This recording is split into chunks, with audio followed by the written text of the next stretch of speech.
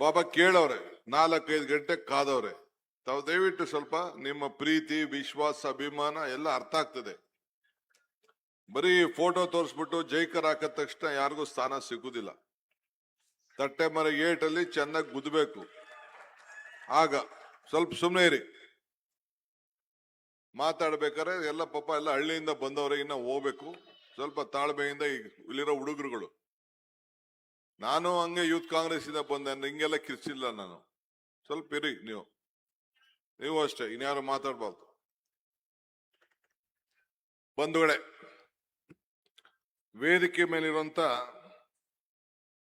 ನಮ್ಮ ರಾಜ್ಯದ ಹಿರಿಯ ನಾಯಕರು, ಉಪಮುಖ್ಯಮಂತ್ರಿಗಳಂತ ಡಾಕ್ಟರ್ ಪರಮೇಶ್ವರ್ ಅವರೇ,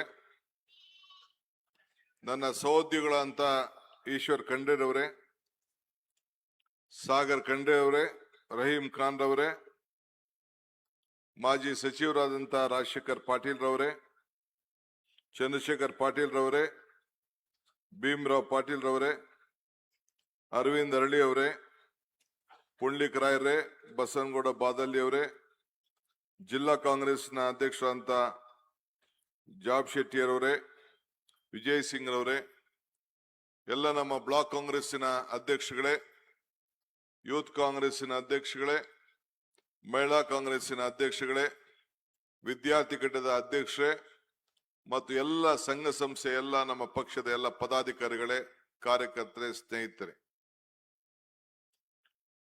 ಇದನ್ನು ನನ್ನ ಬದುಕಿನಲ್ಲಿ ಕೂತ್ಕೊಳ್ಳ ಮರಿ ನನ್ನ ಬದುಕಿನಲ್ಲಿ ಶಾಶ್ವತವಾಗಿ ನೆನಪಿಡುವಂತ ಒಂದು ದಿನ.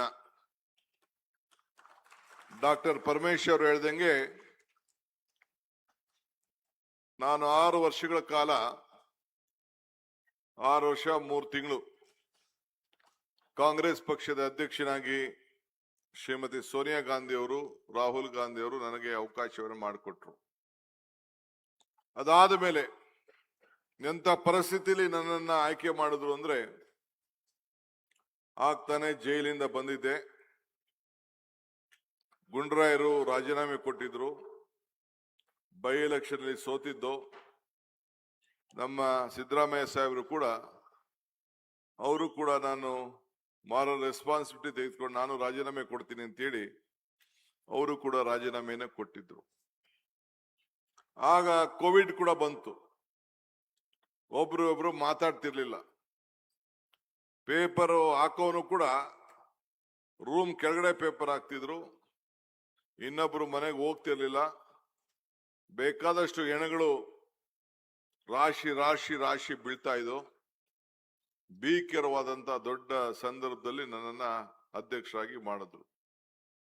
ಅಧಿಕಾರ ತೆಗೆದುಕೊಳ್ಳಕ್ ಆಗ್ಲಿಲ್ಲ, ನಿಮ್ಮನ್ನೆಲ್ಲ ಕರೆಸಿ.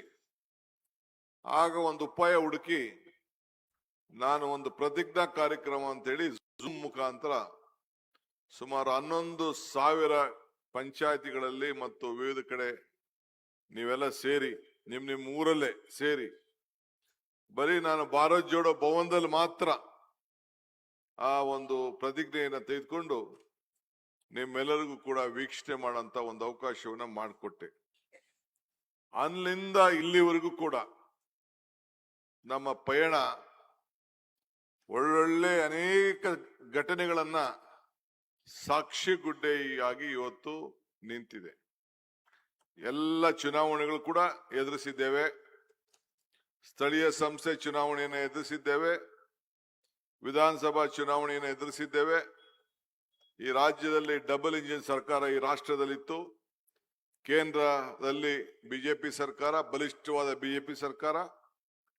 ಕರ್ನಾಟಕ ರಾಜ್ಯದಲ್ಲಿ ನಮ್ಮನ್ನೆಲ್ಲ ನಮ್ಮ ಪಕ್ಷದ ಕೆಲವರು 17 ಜನನ ಕರ್ಕೊಂಡು ಒಂದು ಅವ್ರದೇ ಆದಂತ ಸರ್ಕಾರವನ್ನ ಮಾಡಿ ನಮ್ಮ ಕಾರ್ಯಕರ್ತರು ನಿಮ್ನೆಲ್ಲ ಶಕ್ತಿಯನ್ನ ಕುಂದಿಸಿದ್ರು. ಅಂತ ಸಂದರ್ಭದಲ್ಲಿ ಈಶ್ವರ್ ಖಂಡ್ರೆ ಅವರು ಕಾರ್ಯಾಧ್ಯಕ್ಷರಾಗಿ ಕೆಲಸವನ್ನ ನನ್ನ ಜೊತೆ ಮಾಡಿದ್ರು. ನಾವೆಲ್ಲ ಸೇರಿ ಒಟ್ಟಿಗೆ ದುಡಿದು ಈ ರಾಜ್ಯಕ್ಕೆ 136 ಸೀಟನ್ನ ತೆಗೆದುಕೊಂಡು ಬಂದು, ಆದ್ರೆ ನಿಮ್ ಜಿಲ್ಲೆಯಲ್ಲಿ ಕನಿಷ್ಠ 5 ಸೀಟ್ ಬರ್ತದೆ ಅಂತೇಳಿ ನಾನು ನಿರೀಕ್ಷೆಯಲ್ಲಿದ್ದೆ. 5 ಸೀಟ್ ಬರಲಿಲ್ಲ. ಕೇವಲ 2 ಸೀಟ್ ಮಾತ್ರ ಬಂತು. ಆದರೆ ಮುಂದಕ್ಕೆ ನಾನು ನಮ್ಮ ಜಿಲ್ಲಾ ಸಚಿವರು ಕೇಳಿದೆ, ಇಲ್ಲ ತಪ್ಪಾಗಿದೆ, ಮುಂದಕ್ಕೆ ಎಲ್ಲರನ್ನು ಒಟ್ಟಿಗೆ ತೆಗೆದುಕೊಂಡೋಗಿ ಆ 5 ಅಲ್ಲ 6 ಸೀಟನ್ನ ಕೊಡಿಸುವಂತ ಕೆಲಸವನ್ನ ಮಾಡ್ತೇವೆ ಅಂತ ಹೇಳಿ ನನಗೆ ಈಗಾಗಲೇ ಮಾತನ್ನು ಕೂಡ ಈಗ ಕೊಟ್ಟಿದ್ದಾರೆ. ಪಕ್ಷ ಅಧಿಕಾರಕ್ಕೆ ಬಂದ್ರೆ ಮಾತ್ರ ನಾವೇನ್ ಮಾತಾಡಿದ್ದೇವೆ ಆ ಮಾತನ್ನ ನಡೆಸಿಕೊಳ್ಳಿಕ್ಕೆ ಸಾಧ್ಯ. ಇವತ್ತು ಪರಮೇಶ್ವರ್ ಅವರ ಮುಖಂಡತ್ವದಲ್ಲಿ ಪ್ರಣಾಳಿಕೆ ಸಮಿತಿ ಮಾಡಿದು, 5 ಗ್ಯಾರಂಟಿಗಳನ್ನ ಕೊಟ್ಟು ಬಿಜೆಪಿಯವರು ನಗ್ತಾ ಇದ್ರು. ಪ್ರಧಾನಮಂತ್ರಿಗಳು ಸಾಧ್ಯನಾ ಇದು ಅಂತೇಳಿ ಅವರು ಕೂಡ ಗೇಲಿ ಮಾಡ್ತಾ ಇದ್ರು. ಆದ್ರೆ ನಾವು ಇದು ಸಾಧ್ಯನೇ ಇಲ್ಲ ಅನ್ನೋದನ್ನ ನಾವು ಪ್ರತಿದಿನ ನಮ್ಮ ಅಧಿಕಾರ ತೆಗೆದುಕೊಂಡಂತ ಮೊದಲನೇ ದಿನನೇ 5 ಗ್ಯಾರಂಟಿಗಳನ್ನ ಅನುಷ್ಠಾನಕ್ಕೆ ತರಂತ ತೀರ್ಮಾನವನ್ನ ಮಾಡಿ ಇವತ್ತು ಅನುಷ್ಠಾನಕ್ಕೆ ತಂದಿದ್ದೇವೆ. 53ರಿಂದ 54 ಸಾವಿರ ಕೋಟಿ ರೂಪಾಯಿ ಹಣ ಖರ್ಚಾಗ್ತಾ ಇದೆ. ನಮ್ಮ ಗ್ಯಾರಂಟಿಗಳನ್ನು ನೋಡಿ ಕೇಂದ್ರ ಸರ್ಕಾರ, ಬೇರೆ ಬೇರೆ ಬಿಜೆಪಿ ರಾಜ್ಯ ಇರೋಂತ ಆಡಳಿತದಲ್ಲಿರುವಂತ ಪಕ್ಷಗಳು ಅವರೆಲ್ಲ ಸೇರಿ ನಮ್ಮ ಮಾದರಿ ಗ್ಯಾರಂಟಿಗಳನ್ನ ಅದಕ್ಕೆ ಬೇರೆ ಬೇರೆ ಹೆಸರನ್ನ ಕೊಟ್ಟು ಇವತ್ತು ಇಡೀ ರಾಷ್ಟ್ರದಲ್ಲಿ ಕಾಂಗ್ರೆಸ್ ಸರ್ಕಾರ ಕರ್ನಾಟಕ ರಾಜ್ಯದಲ್ಲಿ ಏನು ಪಕ್ಷ ಅನುಷ್ಠಾನಕ್ಕೆ ತಂದೋ ಇಡೀ ದೇಶಕ್ಕೆ ನಮ್ಮ ಗ್ಯಾರಂಟಿ ಮಾದರಿ ಆಗಿದೆ. ಅನೇಕ ವಿಶ್ವಸಂಸ್ಥೆಗಳು ಇವತ್ತು ಅದನ್ನೆಲ್ಲ ಮೆಚ್ಚುತ್ತಾ ಇದ್ದಾರೆ. ಇದರ ಫಲ ಯಾರು ಸಿಗ್ಬೇಕು? ನಿಮ್ಗೆ ಸಿಗ್ಬೇಕು. ನೀವು ಅಧಿಕಾರಕ್ಕೆ ತಂದ್ರಿ, ನೀವು ಅಧಿಕಾರಕ್ಕೆ ತಂದದ್ಕೆ ಪ್ರತಿಯೊಂದು ಹೆಣ್ಣು ಮಗಳು ಕುಟುಂಬಕ್ಕೂ ಕೂಡ 2,000 ರೂಪಾಯಿಗೆ ಹೋಗ್ತಾ ಇದೆ. ಉಚಿತವಾಗಿ ಬಸ್ನಲ್ಲಿ ಪ್ರಯಾಣ ಮಾಡ್ತಾ ಇದ್ದಾರೆ. ಪ್ರತಿಯೊಂದು ಮನೆ ಕೂಡ ವಿದ್ಯುತ್ ಶಕ್ತಿಗೆ 200 ಯೂನಿಟ್ ವರೆಗೂ ನಾವು ಉಚಿತವಾಗಿ ಕರೆಂಟ್ ಕೊಡ್ತಾ ಇದ್ದೇವೆ. 10 kg ಅನ್ನಭಾಗ್ಯ ಕೊಡ್ತಾ ಇದ್ದೇವೆ. ವಿದ್ಯಾರ್ಥಿಗಳಿಗೆ ಯುವ ನಿಧಿಯನ್ನ ಕೊಡ್ತಾ ಇದ್ದೇವೆ. ಇದು ಬಿಜೆಪಿಯ ಯಾವ್ದಾರು ಕಾಲದಲ್ಲಿ ಇಂಥ ಕಾರ್ಯಕ್ರಮನ ಕೊಡಕ್ ಆಯ್ತಿತ್ತ? ಹಿಂದೆ ಮೋದಿರವರು ಅಧಿಕಾರಕ್ಕೆ ಬರಕ್ಕಿನ ಮುಂಚಿತವಾಗಿ ಅಚ್ಚೇ ದಿನ ತರ್ತೀವಿ ಅಂತ ಹೇಳಿದ್ರು. ನಿಜನಾ? ಎಲ್ಲರ ಅಕೌಂಟ್ಗೂ ಕೂಡ ವಾಪಸ್ ಓಪನ್ ಮಾಡಿಸಿದ್ರು, ಜನ್ಧನ್ ಅಕೌಂಟ್ ಅಂತೇಳಿ. 15 ಲಕ್ಷ ರೂಪಾಯಿ ಎಲ್ಲರ ಅಕೌಂಟ್ಗೆ ಕೊಡ್ತೀವಿ ಅಂತ ಮಾತು ಕೊಟ್ಟಿದ್ರು ಇಲ್ಲೋ? ಏನಾರು ಅನುಷ್ಠಾನಕ್ಕೆ ಬಂದು 15 ಲಕ್ಷ ರೂಪಾಯಿ ನಿಮ್ಮ ಅಕೌಂಟ್ಗೆ ಯಾರಿಗಾರು ಬಂತ? ಆದ್ರೆ ನಾವು ನುಡಿದಂತೆ ನಡೆದಿದ್ದೇವೆ. ಇವತ್ತು ನೀವು ಕೇಳಬೇಕು, ಅವ್ರಿಗೆ ಕೇಳಬೇಕು. ನೀವು ಅಧಿಕಾರಕ್ಕೆ ಬಂದ್ರಿ, 3 ಟರ್ಮ್ ಆಯ್ತು, ನಮ್ಮ ಅಕೌಂಟ್ಗೆ ಯಾವ ಹಣನೂ ಬರಲಿಲ್ಲ ಅಂತ ನೀವು ಕೇಳಬೇಕು.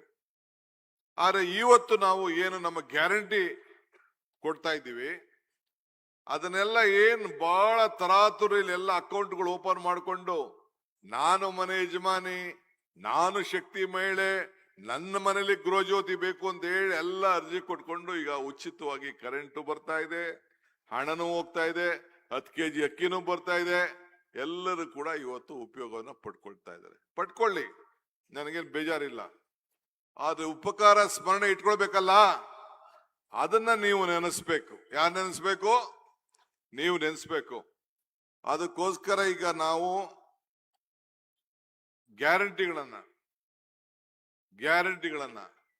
ಹೊಸದಾಗಿ ಕಾರ್ಯಕರ್ತರಿಗೆ ಶಕ್ತಿಯನ್ನು ಕೊಡಬೇಕು ಅಂತೇಳಿ 15 ಜನ ಸದಸ್ಯರಂತ ಪ್ರತಿ ತಾಲೂಕಿನಲ್ಲಿ, ವಿಧಾನಸಭಾ ಕ್ಷೇತ್ರದಲ್ಲಿ, ಜಿಲ್ಲೆಯಲ್ಲಿ ನಮ್ಮ ನಾಯಕರುಗಳನ್ನಾಗಿ ಇದನ್ನ ಜನರಿಗೆ ನೆನಪು ಮಾಡಬೇಕು ಅಂತ ಹೇಳಿ ಈ ಕಾರ್ಯಕ್ರಮವನ್ನ ನಿಮ್ಮನ್ನ ನಾಮಕರಣ ಮಾಡ್ದು.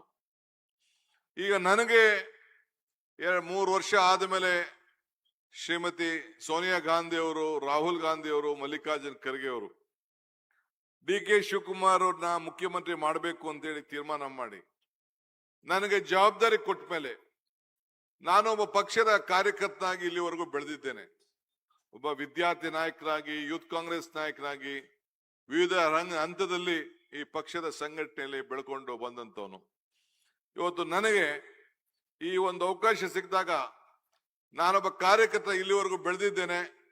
ನನ್ನಿಂದ ನೂರಾರು ಕಾರ್ಯಕರ್ತರು ಪ್ರತಿಯೊಂದು ಕ್ಷೇತ್ರದಲ್ಲಿ ಇರಬೇಕು ಅಂತೇಳಿ ಪ್ರತಿ ಪಂಚಾಯತಿಯಲ್ಲೂ ಕೂಡ ಇನ್ನೊಂದು ತಿಂಗಳೊಳಗಡೆ 6 ಜನ ಗ್ಯಾರಂಟಿ ಸಮಿತಿಯ ಸದಸ್ಯರನ್ನ ನೇಮಕ ಮಾಡಬೇಕು ಅಂತೇಳಿ ತೀರ್ಮಾನವನ್ನ ಈಗಾಗಲೇ ನಾನು ಮಾಡಿದ್ದೇನೆ.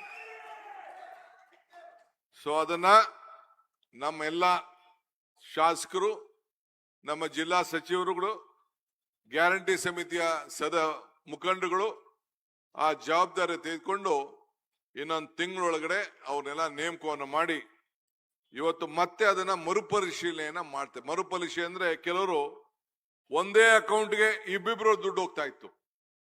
ಒಂದೇ ಅಕೌಂಟ್ ವಿವಿಧ ರೀತಿಯಲ್ಲಿ ತಾವೆಲ್ಲ ಮಾಧ್ಯಮದಲ್ಲಿ ನೋಡ್ತಾ ಇದ್ರಿ. ಒಂದೇ ಫೋನ್ ನಂಬರು ಬೇರೆ ಬೇರೆ ಇತ್ತು. ಸೊ ಬೇಕಾದಷ್ಟು ಲೋಪದೋಷ ಇತ್ತು. ಸುಮಾರು ಕೋಟ್ಯಾಂತರ ರೂಪಾಯಿ ಹಣ ಸತ್ತವರಿಗೆ ರಿಜಿಸ್ಟರ್ ಮಾಡ್ಕೊಳ್ದೆ ತಿಳಿಸ್ದೆ, ಸರ್ಕಾರಕ್ಕೆ ತಿಳಿಸ್ದೆ ಹಣವನ್ನ ತೆಗೆದುಕೊಳ್ತಾ ಇದ್ರು. ಇಂಥ ಸಂದರ್ಭದಲ್ಲಿ ನಾವು ಅವ್ರಿಗೆ ಮರುಪರಿಶೀಲನೆ ಅಂತ ಅಂದ್ರೆ ನಿಲ್ಸೋದಂತ ಅಲ್ಲ, ಮತ್ತೆ ನ್ಯಾಯವಾದಂತ ಜನರಿಗೆ ನೇರವಾಗಿ ಅವ್ರಿಗೆ ಹಣವನ್ನ ತಲುಪಬೇಕು.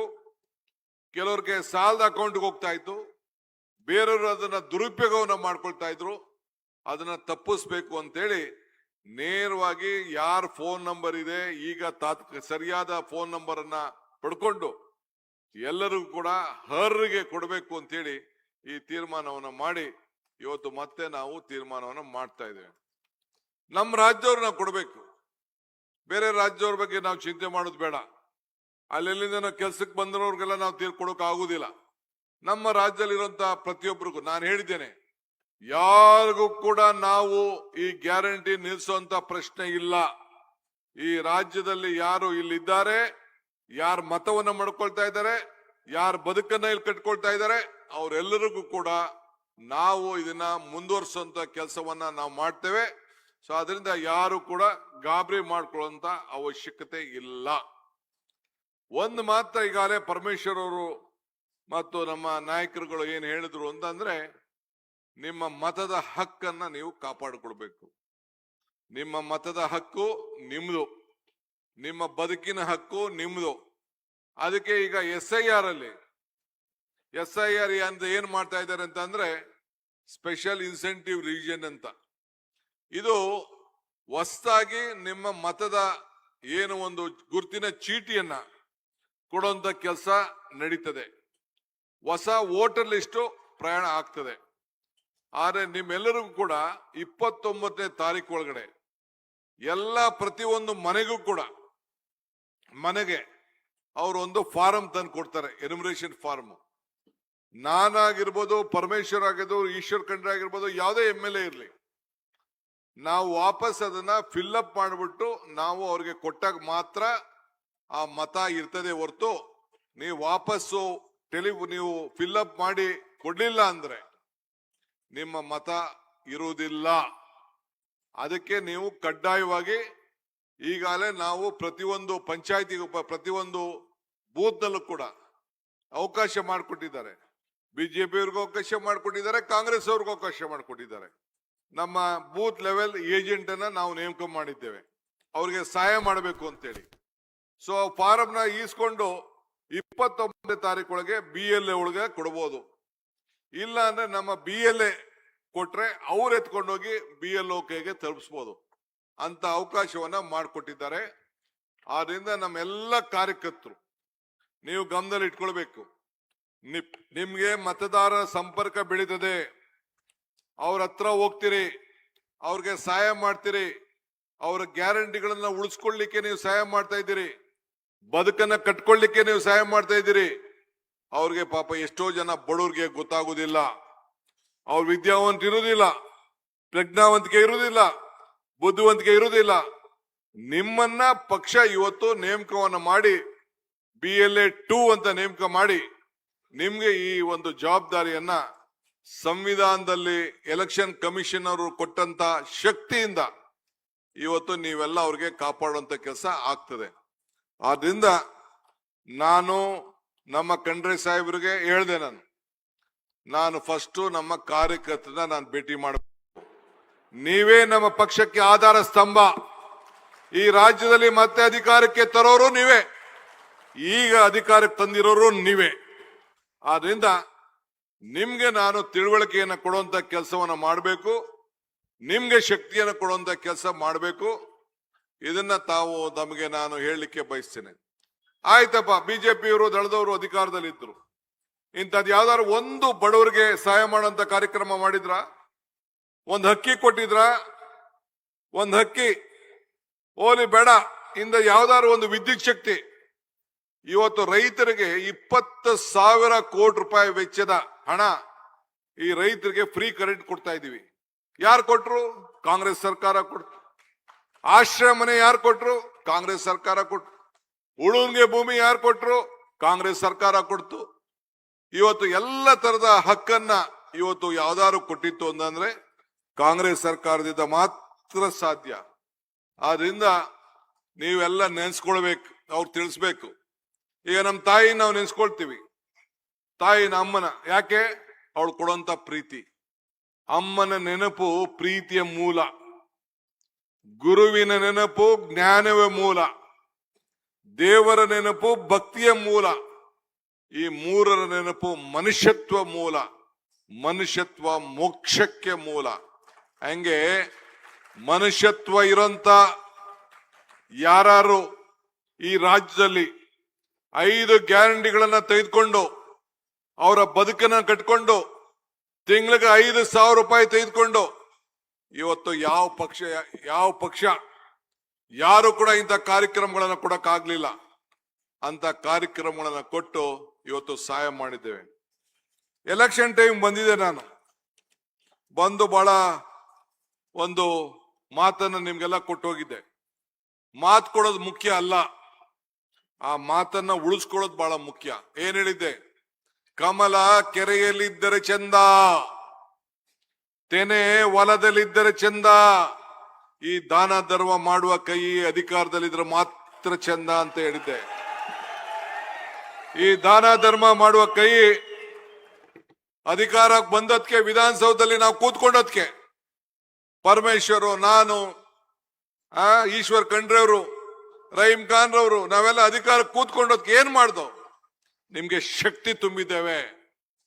ಬಡ ಜನತೆಗೆ ಏನು ಬೆಲೆಗಳು ಗಗನಕ್ಕೆ ಹೋಗ್ತಾ ಇದೆ, ಆದಾಯ ಪಾತಾಳಕ್ಕೆ ಹೋಗ್ತಾ ಇದೆ. ಈ ದೇಶದ ಪ್ರಧಾನಮಂತ್ರಿಗಳು ಏನ್ ಹೇಳಿದ್ರು? ಚಿನ್ನ ತಗೋಬೇಡಿ ಅಂತ ಹೇಳಿದ್ರು, ಎಣ್ಣೆ ಜಾಸ್ತಿ ಖರ್ಚು ಮಾಡಬೇಡಿ ಅಂದ್ರು, ಪೆಟ್ರೋಲ್ ಜಾಸ್ತಿ ಖರ್ಚು ಮಾಡಬೇಡಿ ಅಂತ ಹೇಳಿದ್ರು. ಮೊನ್ನೆ ರೀಸೆಂಟ್ ಆಗಿ ಹೇಳಿದ್ರು, ಎಷ್ಟಕ್ಕೆ ಹೋಯ್ತು ಚಿನ್ನದ ಬೆಲೆ? ಒಂದು ಮಾಂಗಲ್ಯ ತಗೋಬೇಡಿ ಅಂತ ಹೇಳಿದ್ರು. ಇದು ಧರ್ಮನ? ಇದು ಇವತ್ತು ಏನ್ ನಡೀತಾ ಇದೆ? ನೆನೆ ಖರ್ಗೆ ಸಾಹೇಬ್ರು ಮಾತಾಡಿದ್ರು, ದೇವಸ್ಥಾನಕ್ಕೆ ಜನ ಏನು ಇಟ್ಕೆ ಕಳಿಸೋರು ಎಷ್ಟು ಜನ, ಚಿನ್ನ ಕಳಿಸೋರು ಎಷ್ಟು ಜನ, ಇದನ್ನ ಏನು ಬೆಳ್ಳಿ ಕೊಟ್ಟವ್ರು ಎಷ್ಟು ಜನ? ರಾಮ ಮಂದಿರದ ಹೆಸರಿನಲ್ಲಿ, ರಾಮನ ಹೆಸರಿನಲ್ಲಿ ಇವತ್ತು ಹಣವನ್ನ ಕೊಟ್ರು. ಏನ್ ಬಿಜೆಪಿಯವರೆಲ್ಲ ಮನೆಗೆ ಅಕ್ಕಿ ಒಂದ್ ಕಡೆ ಇತ್ತು, ಅರ್ಶನ ಒಂದ್ ಕಡೆ ಇತ್ತು. ನಮ್ದೇ ಅಕ್ಕಿ ನಮ್ದೇ ಅರ್ಶನ, ಅವೆರಡು ಸೇರಿ ಮಂತ್ರಾಕ್ಷತೆ ಮಾಡ್ಬಿಟ್ರು. ಮಂತ್ರಾಕ್ಷತೆ ಮಾಡಿ ಮನೆಗೆ ಕೊಟ್ಕೊಂಡು ಬಂದ್ರು. ನಿಜನ ಇಲ್ಲ? ಈಗ ಕೇಳಬೇಕು, ಆ ಮಂತ್ರಾಕ್ಷತೆ ಯಾವುದು? ಕದ್ದಂತ ಚಿನ್ನ ಏನಾಯ್ತು? ಇವತ್ತು ಈ ರಾಜ್ಯ, ಈ ದೇಶದಲ್ಲಿ ನಮ್ಮ ಧರ್ಮ, ಈ ಧರ್ಮದಲ್ಲಿ ಇಷ್ಟೊಂದು ಧರ್ಮದ ಹೆಸರಿನಲ್ಲಿ, ರಾಮನ ಹೆಸರಿನಲ್ಲಿ ಹಣ ತೆಗೆದುಕೊಂಡು ಇವತ್ತು ಏನು ಈ ಲೂಟಿ ನಡೀತಾ ಇದೆಯಲ್ಲ, ಈ ಲೂಟಿಗೆ ಮತ ಕೇಳಂತ ಶಕ್ತಿ, ಸ್ವಾಭಿಮಾನ ಇವತ್ತು ಬಿಜೆಪಿಯವರು ಇವತ್ತು ಕಳ್ಕೊಂಡಿದ್ದಾರೆ. ಆದ್ರಿಂದ ನೀವೆಲ್ಲ ಇವತ್ತು ತಾವು ಗಮನದಲ್ಲಿ ಇಟ್ಕೊಳ್ಬೇಕು. ನಮ್ದು ಒಂದು ಗಟ್ಟಿಯಾದಂತ ಒಂದು ಪಕ್ಷ, ಇತಿಹಾಸ ಉಳ್ಳಂತ ಪಕ್ಷ ಕಾಂಗ್ರೆಸ್. ಶಕ್ತಿ ಈ ದೇಶದ ಶಕ್ತಿ, ಕಾಂಗ್ರೆಸ್ ಇತಿಹಾಸ ಈ ದೇಶದ ಇತಿಹಾಸ. ಕಾಂಗ್ರೆಸ್ ಅಧಿಕಾರಕ್ಕೆ ಬಂದಾಗ ಎಲ್ಲ ವರ್ಗದ ಜನರ ಅಧಿಕಾರಕ್ಕೆ ಬರ್ತವೆ. ನಾವು ಯಾವಾಗಲೂ ಕೂಡ ಜನರನ್ನ ಒಟ್ಟಿಗೆ ಮಾಡುವಂತ ಕೆಲಸ ಮಾಡ್ತೇವೆ, ಜೋಡಿಸುವಂತ ಕೆಲಸವನ್ನು ಮಾಡ್ತೇವೆ. ಭಾರತ್ ಜೋಡೋ ಕಾರ್ಯಕ್ರಮವನ್ನು ರಾಹುಲ್ ಗಾಂಧಿ ಅವರು ಮಾಡಿದ್ರು. ಎಂತಕ್ ಮಾಡಿದ್ರು? ಎಲ್ಲ ನಮ್ಮಲ್ಲಿರೋಂತ ಎಲ್ಲ ಭಿನ್ನಾಭಿಪ್ರಾಯಗಳನ್ನ ಒಟ್ಟಿಗೆ ಮಾಡಬೇಕು ಅಂತ. ನಾನು ಶಿವಮೊಗ್ಗಕ್ಕೆ ಹೋಗಿದ್ದೆ.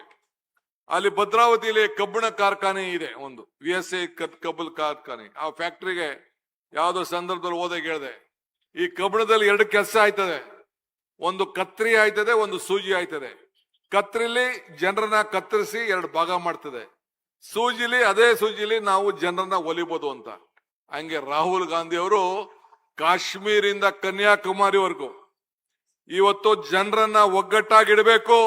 ಈ ದೇಶದ ಐಕ್ಯತೆ, ಈ ದೇಶದ ಸಮಗ್ರತೆ, ಈ ದೇಶದಲ್ಲಿ ಶಾಂತಿ ಇರಬೇಕು.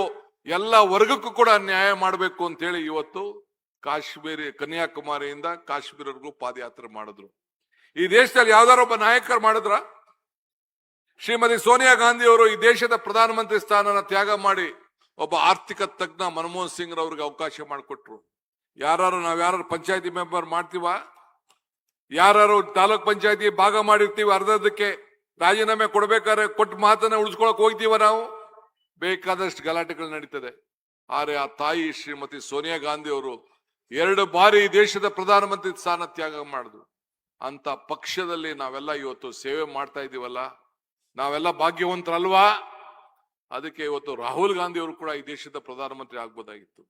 ಅವ್ರು ಆಗ್ಲಿಲ್ಲ. ಅವರು ಈ ಭಾರತವನ್ನು ಒಗ್ಗೂಡಿಸ್ಬೇಕು, ಬಡವರ ಸಮಸ್ಯೆ ಆಲಿಸ್ಬೇಕು ಅಂತ ಹೇಳಿ ಮಾಡಿದ್ರು. ಅದಕ್ಕೆ ಇವತ್ತು ಅವರ ನೆನಪಿನಲ್ಲಿ ಆ ಯುವಕರ ಸಂಘಟನೆಯಲ್ಲಿ ಎಲ್ಲ ಯುವಕರು ಈ ಹಳ್ಳಿಗಳಲ್ಲಿ ಇವತ್ತು ಸಾಂಸ್ಕೃತಿಕವಾಗಿ ಬೆಳೆಬೇಕು, ಸಂವಿಧಾನವನ್ನು ಉಳಿಸ್ಬೇಕು, ಯುವಕರು ಆಟ ಆಡಬೇಕು, ಅವರ ಸಂಸ್ಕೃತಿ ಚಟುವಟಿಕೆಗಳಿರಬೇಕು, ಎಲ್ಲ ಒಗ್ಗಟ್ಟಾಗಿ ಸೋದರ ಭಾವತ್ವವನ್ನು ಇರಬೇಕು.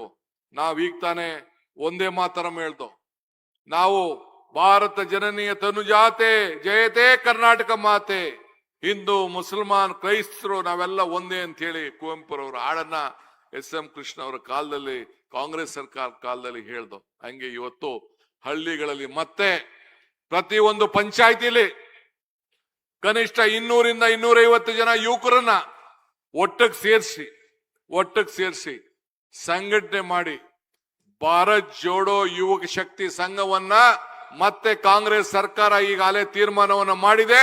ಅದನ್ನ ಈಗಾಗಲೇ ಇನ್ನೊಂದು ತಿಂಗಳಲ್ಲೇ ಅದನ್ನ ತಾವೆಲ್ಲ ಕೂಡ ರಚನೆ ಮಾಡಬೇಕಾಗ್ತದೆ. ಸದ್ಯದಲ್ಲೇ ನಿಮಗೆಲ್ಲ ಆದೇಶಗಳು ನಮ್ಮ ಪಂಚಾಯತಿಗಳು ಬರ್ತದೆ. ಅದನ್ನ ಇವತ್ತು ಆ ಕಾರ್ಯಕ್ರಮವನ್ನು ರೂಪಿಸಿದ್ದೇವೆ. ನಮ್ಮ ಸರ್ಕಾರ ಬಂದ ಹೊಸ ಸರ್ಕಾರ, ಹಿಂದೆ ಏನು ಸಿದ್ದರಾಮಯ್ಯನವರು ಮಾಡಿದಂತ ಎಲ್ಲ ಸರ್ಕಾರಗಳು ಕೂಡ ಎಲ್ಲ ಕಾರ್ಯಕ್ರಮಗಳು ಮುಂದೆ ಮುಂದುವರಿತವೆ. ಈಗಾಗಲೇ ನಾನು ಬಸವ ಕಲ್ಯಾಣದಲ್ಲಿ ಘೋಷಣೆ ಮಾಡಿ ಬಂದಿದ್ದೇನೆ, ಆದಷ್ಟು ಜಲ್ದಿ 1 ವರ್ಷದೊಳಗಡೆ ಆ ಬಸವ ಕಲ್ಯಾಣದಲ್ಲಿ ಇರುವಂತಹ ಅನುಭವ ಮಂಟಪದ ಏನು ಒಂದು ಇತಿಹಾಸದ ಮಂಟಪ ಇದೆ, ಕಾಂಗ್ರೆಸ್ ಸರ್ಕಾರದ ಒಂದು ಸಾಕ್ಷಿ ಗುಡ್ಡೆ ಇದೆ, ಆ ಸಾಕ್ಷಿ ಗುಡ್ಡೆಯನ್ನ ಮತ್ತೆ ಈ ಜನರ ಕಲ್ಯಾಣಕ್ಕೋಸ್ಕರ ನಾವು ಉದ್ಘಾಟನೆ ಮಾಡಿ ಅದಕ್ಕೆ ಹಣವನ್ನು ಕೊಡುವಂತ ಕೆಲಸವನ್ನ ಇವತ್ತು ಮಾಡ್ತಾ ಇದೆ.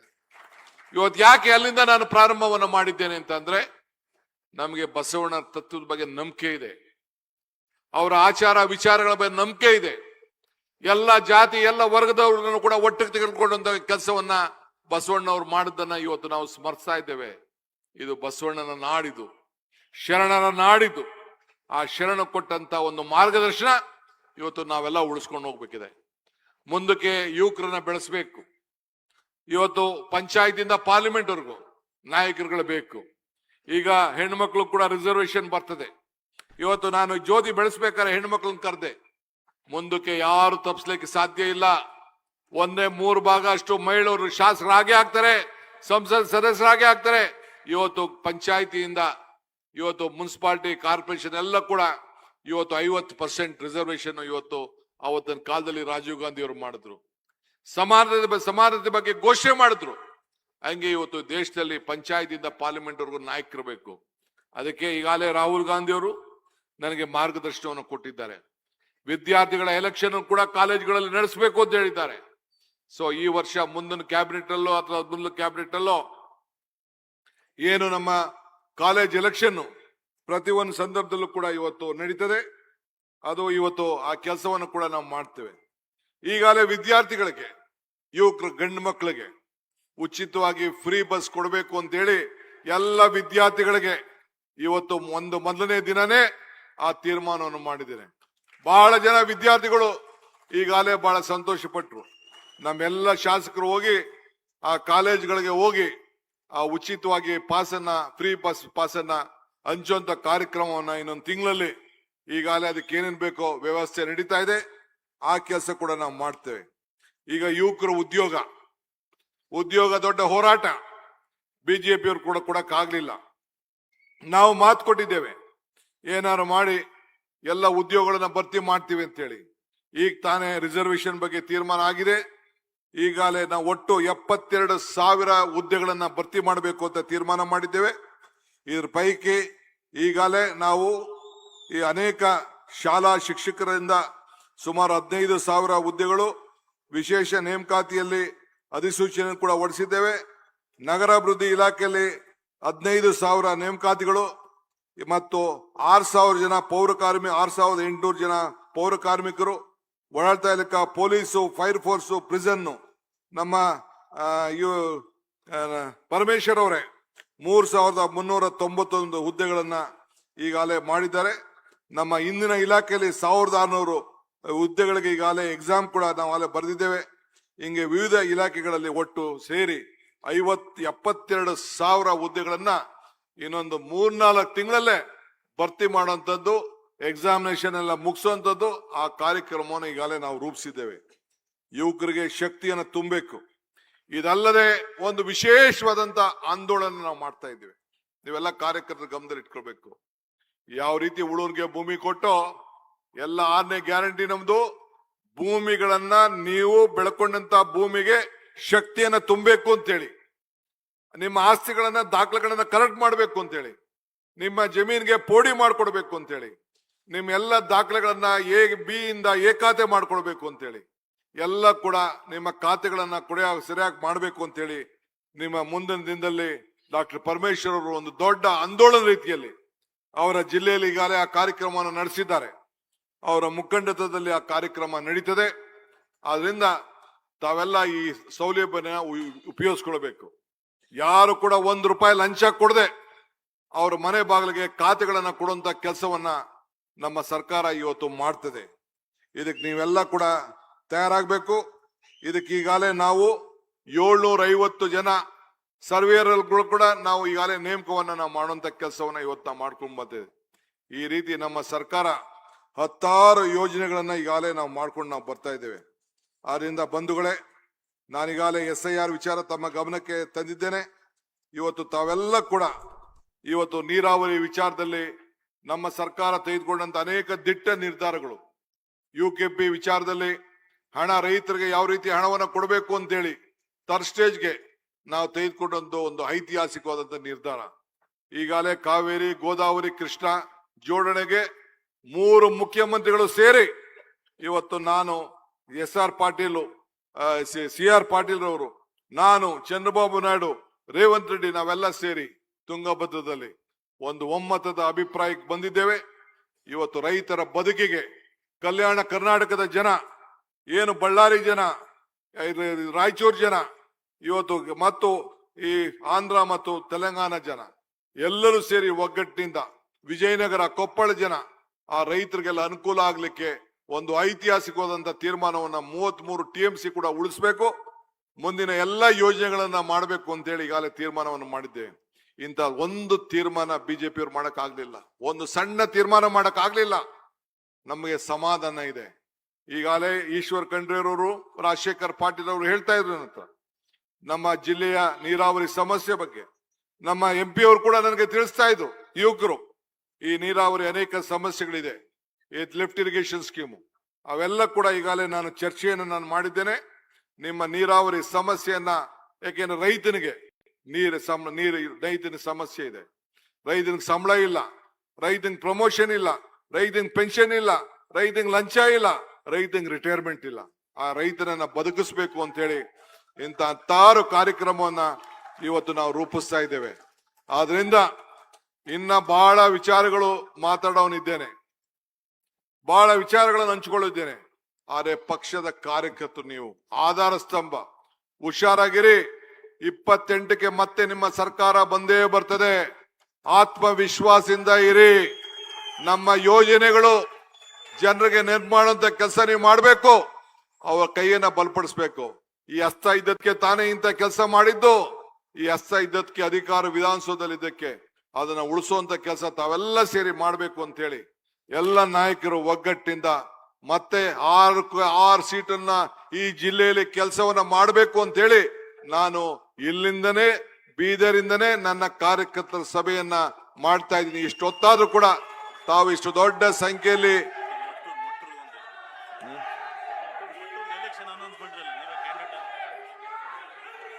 ದೊಡ್ಡ ಸಂಖ್ಯೆಯಲ್ಲಿ ತಾವು ಮಾಡ್ತಾ ಇದ್ದೀರಿ.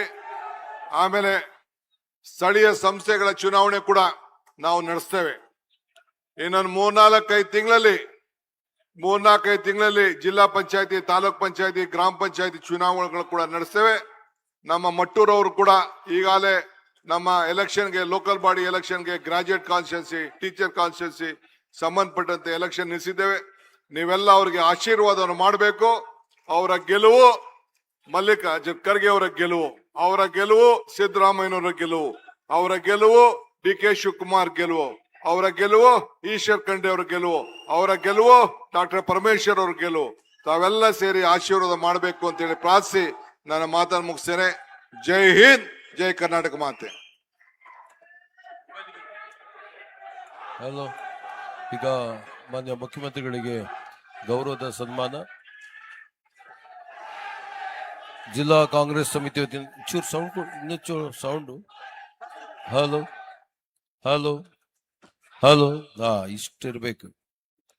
ಮಾನ್ಯ ಮುಖ್ಯಮಂತ್ರಿಗಳಿಗೆ ಗೌರವದ ಸನ್ಮಾನವನ್ನು ಜಿಲ್ಲಾ ಕಾಂಗ್ರೆಸ್ ಸಮಿತಿ ವತಿಯಿಂದ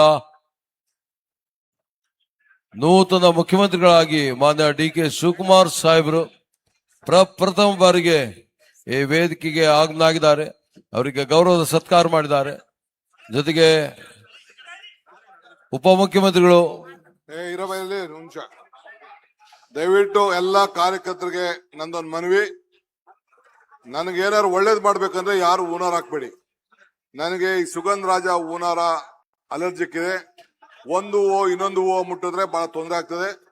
ದಯವಿಟ್ಟು ಯಾರು ಹೂನಾರ ಹಾಕ್ಬೇಡಿ. ದಯವಿಟ್ಟು ಕ್ಷಮಿಸ್ಬೇಕು. ಏನಾದ್ರು ಒಂದ್ ಸಣ್ಣದು ಕಾಂಗ್ರೆಸ್ ಒಂದು ಶಾಲ್ ಹಾಕ್ಬಿಡಿ ಸಾಕು. ದೊಡ್ಡ ದೊಡ್ಡ ಶಾಲ್ ಹಾಕೋದು ಮಾಡೋದು ಎಲ್ಲ ದಯವಿಟ್ಟು ಮಾಡಕ್ ಹೋಗ್ಬೇಡಿ. ಹಣ ಕೊಟ್ಬಿಟ್ಟು ಖರ್ಚು ಮಾಡಕ್ ಹೋಗ್ಬೇಡಿ.